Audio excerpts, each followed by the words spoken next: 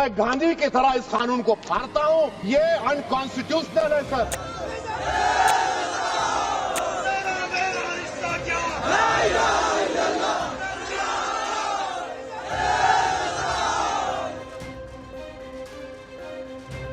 The amended Waqf law, which governs Muslim charitable properties, is now under Supreme Court scrutiny. A high-stakes hearing begins today at 2 p.m. with several opposition leaders, religious bodies and even 6 BJP-ruled states involved.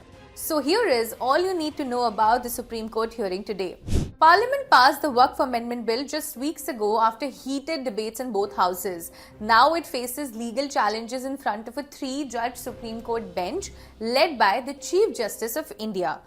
Now, though the court has previously avoided stepping into legislative affairs, it agreed to hear petitions alleging violations of fundamental rights, including equality and religious freedom. So who is challenging the law?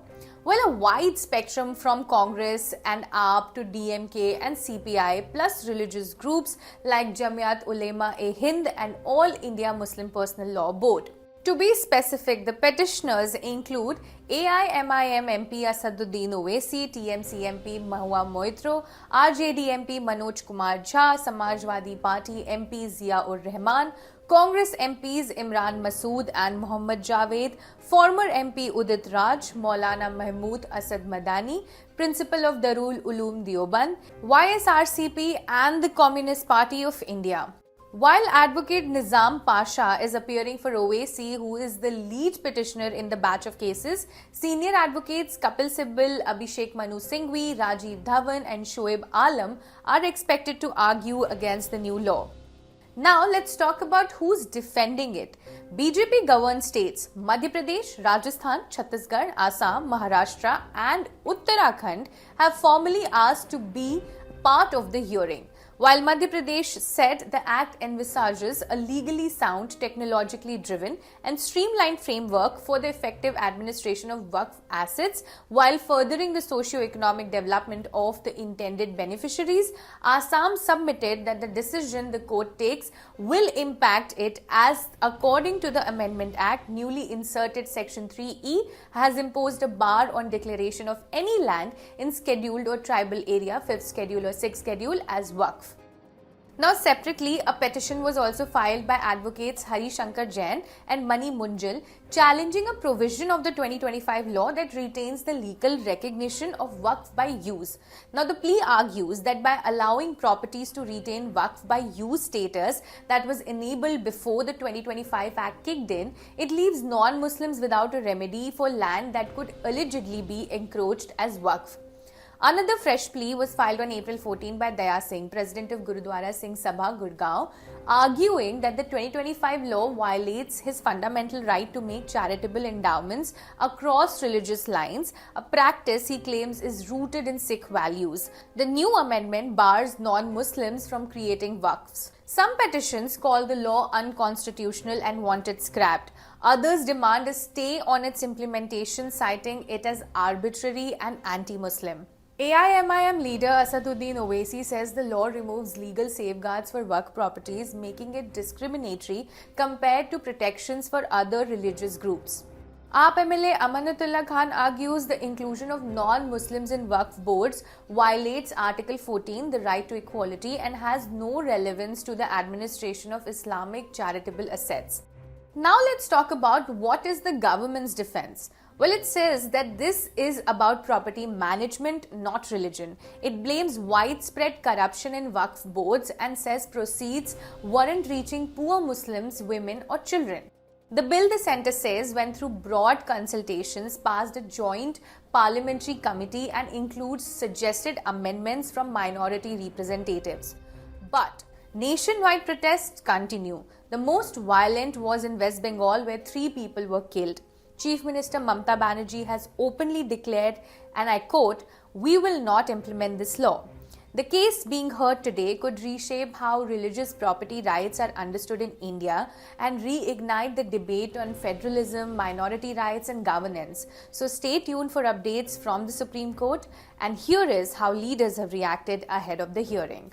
जो हमने वक्फ amendment bill लाए थे वो पारित भी हो गया, इससे समाधान भी होने में बहुत मदद मिलेगा और मैं इनको आश्वासन भी दिया है कि इनका जो कठिनाई हमने देखा है उसका सॉल्व करने में हम पूरा सहायता करेंगे. We are committed to help people of Munambam and also all similar cases in India.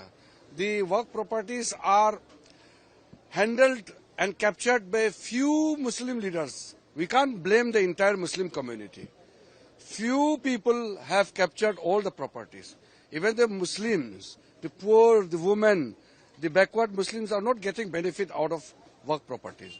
So it is why few people should capture all the properties. We are providing justice for everybody. लोगों का इस बात के लिए लड़ाई जारी रहेगी, खत्म नहीं.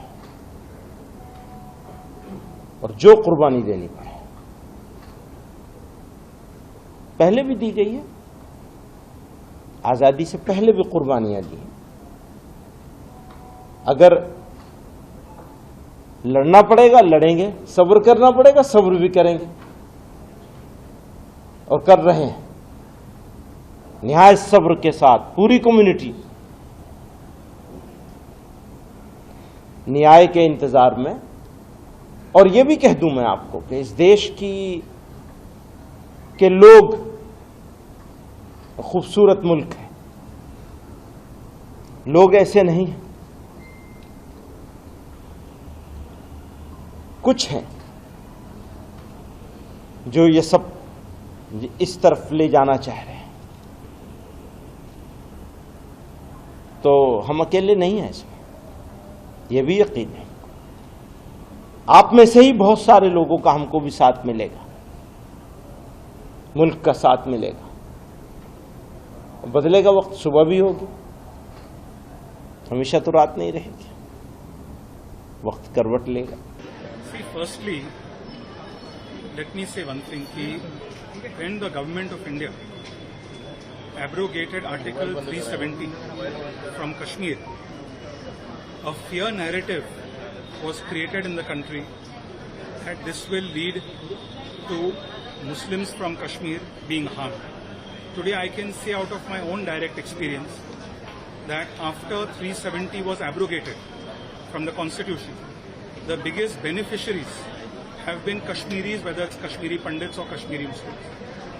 Similarly, when CA, Citizenship Amendment Act, was brought in, there was a fear psychosis being spread that Muslims will lose their citizenship of India. Today, Citizenship Amendment Act came into effect 5 years ago. You take Assam, you take Kashmir, you take Maharashtra, you take Tamil Nadu, not one Muslim has lost their citizenship. Similarly, when the government has brought a bill to amend the Waqf Act, which is in the interest of minorities, in the interest of Muslims, similarly, the opposition is spreading a fear narrative to unfortunately give Muslims the wrong impression that this is against their interests. And I want to appeal to you, through you, to the Muslim community, whether it's in West Bengal or whether it's in Maharashtra, do not allow opposition's fake narrative to determine your politics. Trust the government's intent. Today, Kashmir is seeing unprecedented progress, and similarly, because of the Waqf Amendment Bill, the average Muslim will benefit from this. I think Jamir Ahmad thinking that he is in Pakistan. He's responsible minister, cabinet minister in Siddaramaiah government, and whatever the union government. The Rahul Gandhi, he is also participated in the parliament. Their MPs are there in the parliament. The union government has taken the decision. In the parliament has taken the decision. That is the uttermost. That is the last, the forum of the law. So wherever the bill passed by the majority and cleared by the parliament and even cleared by the honorable Rashtrapati, it has to be obeyed by every state, and Karnataka has to obey this bill, and they have to implement what are the content in the bill, that has to be implemented by the state government. It is mandatory, not choice. If he is thinking that he is not going to, then he has to think he has to go to Pakistan. Sir, yesterday in the Ambedkar Jayanti function,